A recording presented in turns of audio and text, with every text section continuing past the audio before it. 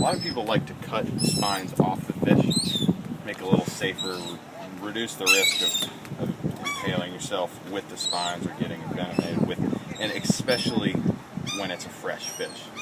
Now, since we're going through so many of them, I'd just as soon forget about removing the spines and go ahead and start right behind the skull, the soft spot back here. There's a nice edge you can feel, and run that knife just behind the pec fin right down into the body, and it makes a nice clean cut, making it all the way down to the spine.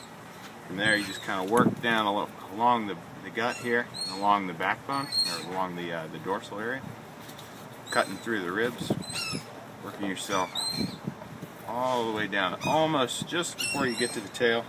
Take the knife and flip it right over.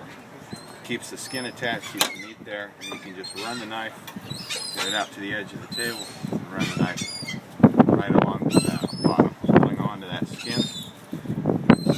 The meat slips right off the skin. You got a nice clean flip fish over.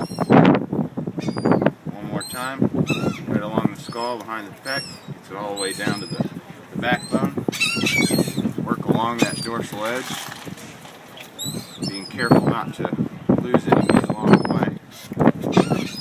Sometimes you lose a little bit of that. Right before you do it, flip her over, nice and flat. Work along that skin, onto the skin. The knife just slides right down. You get a nice fillet. Away with the fish to the birds. And then, since we're doing it that way, working quick and cutting through the ribs, you still have the ribs here right at the beginning of the fillet. So you kind of work this, the gut cavity would be on the inside of the fish, kind of work the knife behind the ribs.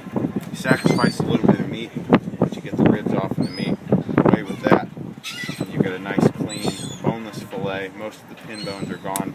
Let the chef deal with what's left.